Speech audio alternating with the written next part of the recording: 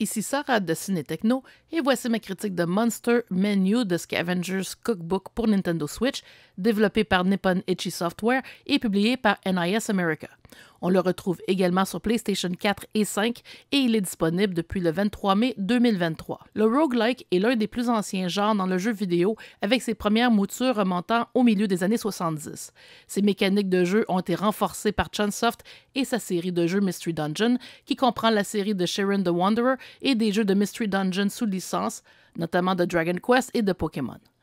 Au cours des dernières années, plusieurs petits développeurs ont appliqué le caractère aléatoire des donjons à des jeux de plateforme, ce que l'on appelle des roguelites, mais il était moins courant de voir des jeux de rogue plus traditionnels. Nippon Ichi Software, surtout connu pour ses jeux de stratégie au tour par tour, en particulier sa série de Disgaea, a décidé de sortir de sa zone de confort pour explorer le genre du roguelike tout en y appliquant sa propre mécanique de combat au tour par tour sur une grille rappelant les jeux de stratégie. Dans Monster Menu de Scavenger's Cookbook, on interprète un jeune aventurier qui se retrouve dans une tour aux innombrables étages et qui devra se rendre jusqu'au sommet.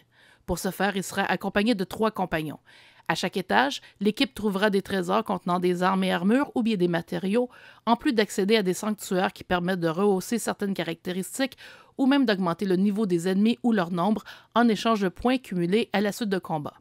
Contrairement au roguelike traditionnel, les personnages avancent librement sur la carte au lieu d'une case à la fois et les combats s'affichent dans une fenêtre distincte où la structure de jeu de stratégie s'applique, bien que les personnages attaquent activement au lieu de recevoir des ordres tactiques. Un élément toutefois conservé des Mystery Dungeon est l'apparition d'un ennemi extrêmement puissant si l'on reste trop longtemps sur un étage en particulier.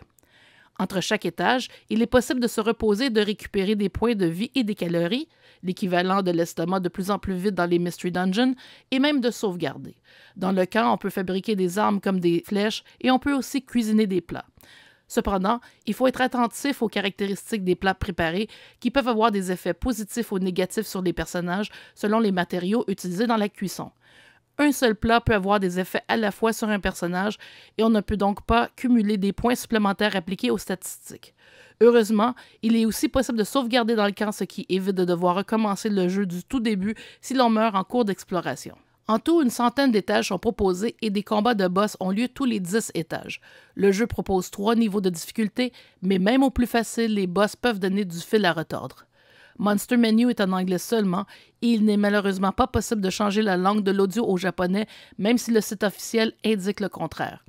Le fait de pouvoir personnaliser ses joueurs est un atout bien apprécié qui permet de rendre l'expérience plus agréable sur le plan visuel, surtout dans le camp. En ce qui a trait à la stabilité, le jeu fonctionne extrêmement bien sur Switch. Monster Menu est un jeu tout de même répétitif qui s'apprécie le mieux à petite dose. C'est le genre de petit jeu qui passe sous le radar avant de se faire remarquer et apprécié par le public.